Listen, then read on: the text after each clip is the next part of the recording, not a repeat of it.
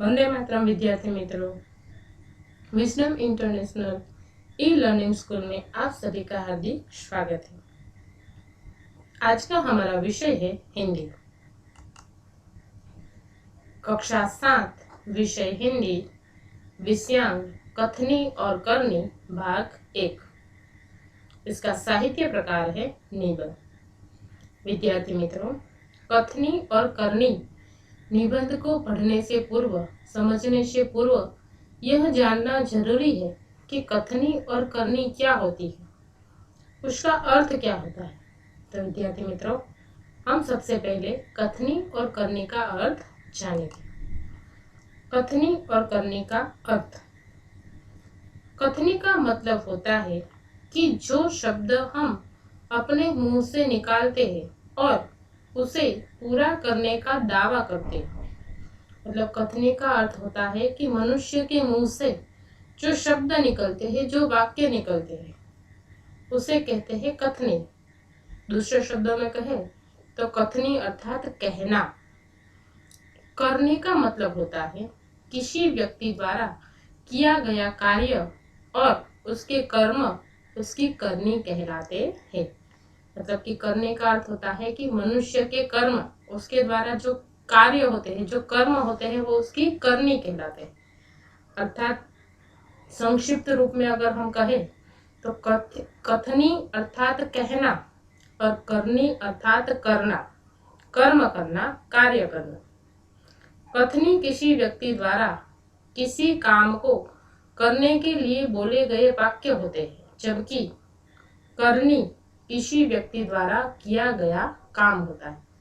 उदाहरण के रूप में देखें तो कोई व्यक्ति अगर बोले कि मैं हमेशा सत्य के मार्ग पर चलूंगा, तो वो क्या हुई, उसकी कथनी। मतलब कि उसने कहा कि मैं हमेशा सत्य के मार्ग पर चलूंगा।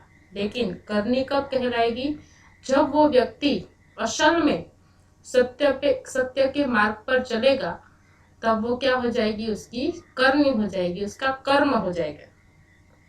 तो कथनी वो क्या होता है, कहना, और करनी क्या होता है, करना। मतलब कि हम जो कहे वही करें, वही अंतर है कथनी और करनी में। कथनी मुंह से बोले गए वचन है, जबकि करनी दिल और शरीर द्वारा निभाया गया कार्य है, कर्म है। मतलब कि कथनी और करनी में बहुत अंतर है। कहना बहुत आसान है, यह कहना बहुत आसान है कि मैं हमेशा सत्य के मार्ग पर चलूंगा, लेकिन सत्य के मार्ग पर चलना बहुत कठिन है। मतलब कि कथनी बहुत ही आसान होती है, उसका कोई ज्यादा महत्व नहीं होता। सबसे ज्यादा महत्व किसका होता है, करनी का होता है। इसीलिए कबीर ने कहा, कथनी थोथी जगत में करनी उत्तम सार, कहे कबीर करनी भली उत्तरे भोजन पार। मतलब कि संसार में कथनी का कोई मोल नहीं। जो कथनी मतलब कि हम जो कहते हैं वो ज्यादा महत्व नहीं रखता, उसकी कोई कीमत ही नहीं है, वह निरर्थक होती है।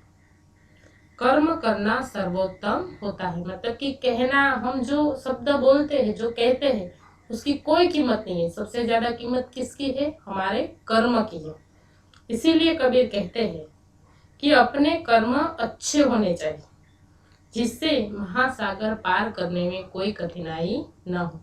मतलब कि मनुष्य के कर्म कैसे होने चाहिए, अच्छे होने चाहिए। जैसा वो कहे वैसा ही करे, ऐसे उसके कर्म होने चाहिए, ताकि जीवन रूपी महासागर को पार करने में उसे कोई मुश्किलों का सामना न करना पड़े।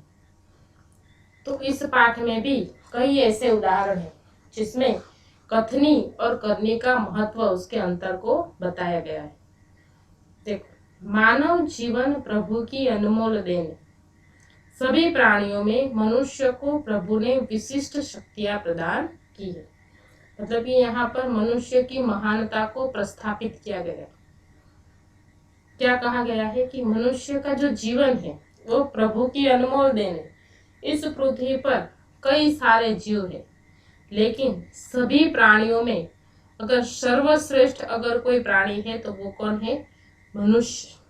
ईश्वर ने मनुष्य को विशिष्ट शक्ति दी है, बोलने की, विचार शक्ति, बुद्धि शक्ति, नया सृजन करने की शक्ति। ये जो शक्तियां दी गई है वो सिर्फ मनुष्य को ही दी गई। प्राणी है लेकिन वो बोल नहीं सकते, अपने भावों को, अपने तकलीफ को, अपने दुख को, अपनी खुशी को कभी प्रकट नहीं कर सकते, लेकिन मनुष्य को ईश्वर ने वो शक्ति दी है। इसीलिए मनुष्य सबसे अलग है, इसीलिए वह संसार में बहुत ही अच्छे ढंग से जीवन यापन करता है। हम देखते हैं कि यह जो पृथ्वी है, इस पृथ्वी पर कई जीव रहते हैं, पशु है, पक्षी है, कई तरह तरह के प्राणी है, कई सारे लोग रहते हैं, लेकिन उन सभी का जीवन देखो और उसके सामने मनुष्य का जीवन देखो, तो मनुष्य का जीवन कितना ही सुव्यवस्थित है। तो वह क्या कारण है कि मनुष्य सभी प्राणियों से सर्वश्रेष्ठ है। उसे सोचने समझने की शक्ति भगवान ने दी है, उसे बोलने की शक्ति दी है, श्रवण शक्ति दी है, सुनने की दी है, सुनने के साथ साथ बोलने की भी दी है।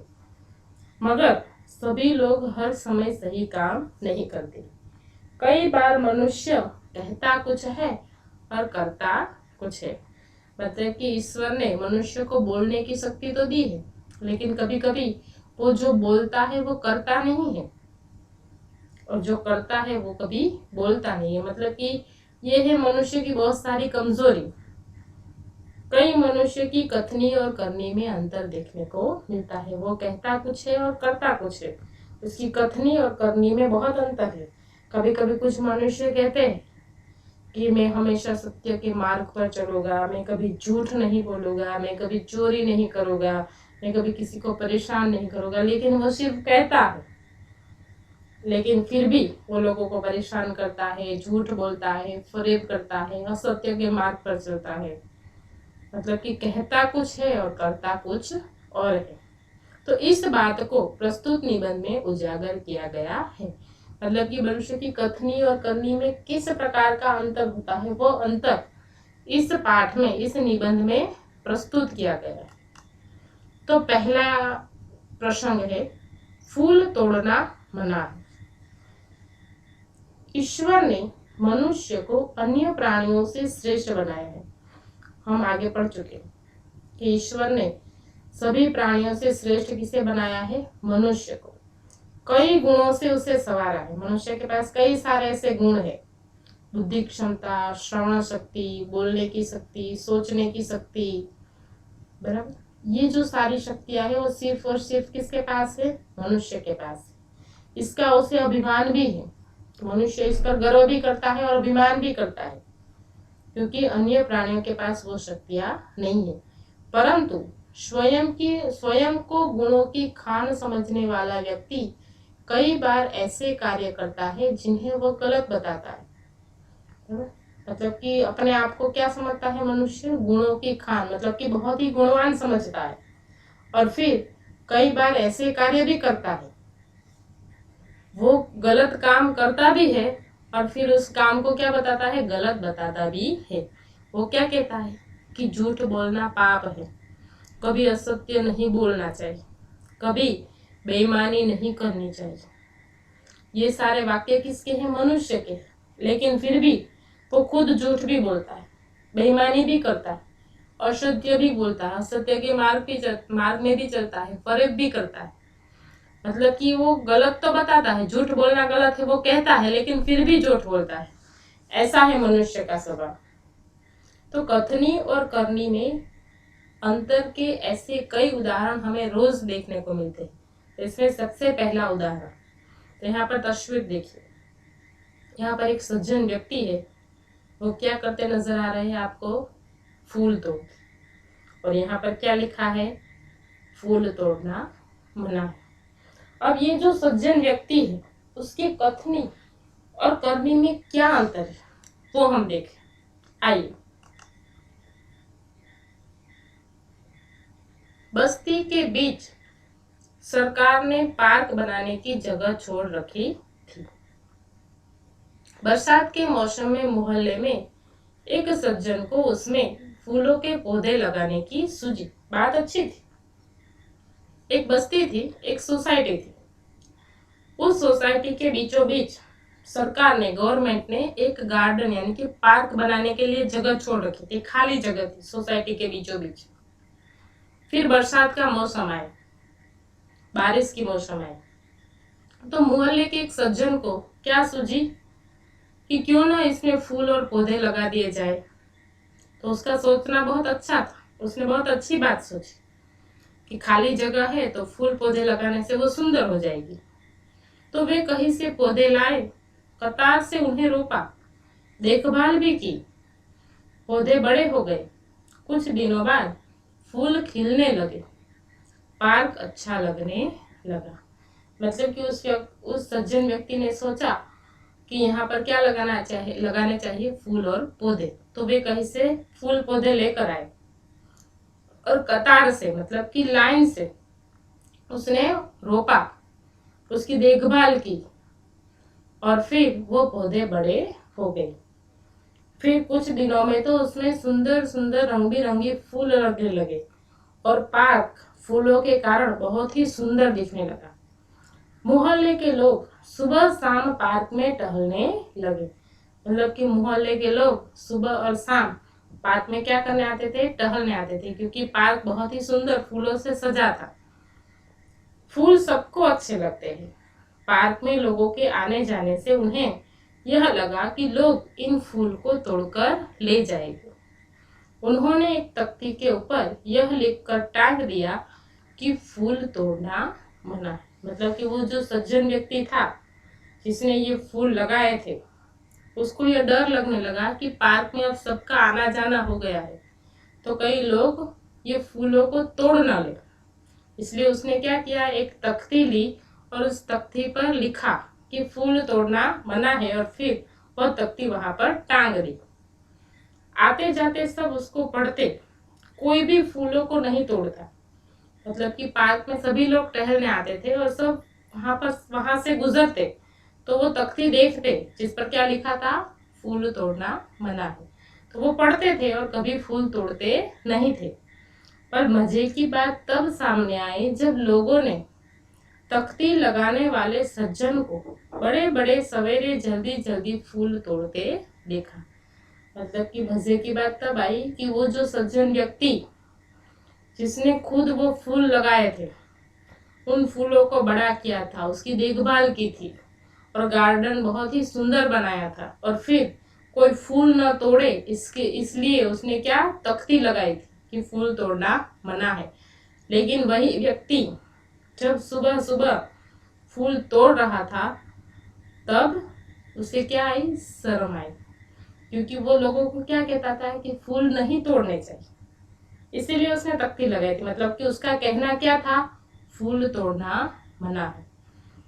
फिर वो खुद फूल तोड़े, मतलब कहते कुछ और है और करते कुछ और है। और फिर जब लोगों ने उसे देख लिया तो वे अपनी शर्म मिटाने के लिए बोले कि पूजा के लिए तोड़ रहा हूँ। मतलब कि उसे फिर शर्म आई जब लोगों ने उसे देख लिया फूल तोड़ते हुए। बराबर। तो इस व्यक्ति की कथनी और करनी में अंतर है। उसका कहना क्या था कि पार्क में फूल तोड़ना मना है, वो उसने खुद कहा था, खुद उस तख्ती में लिखकर वहां पर तख्ती लगाई थी, लेकिन फिर वो खुद ही फूल तोड़ रहे हैं। मतलब कि फूल तोड़ना मना है, वो कहने वाला खुद ही फूल तोड़ रहा है, इसलिए उसकी कथनी और करनी में क्या हुआ, अंतर हुआ। तो इस प्रकार की कई कहानी इस निबंध में दी गई है जिसमें लोगों की कथनी और करने के अंतर को हम देख सकते हैं।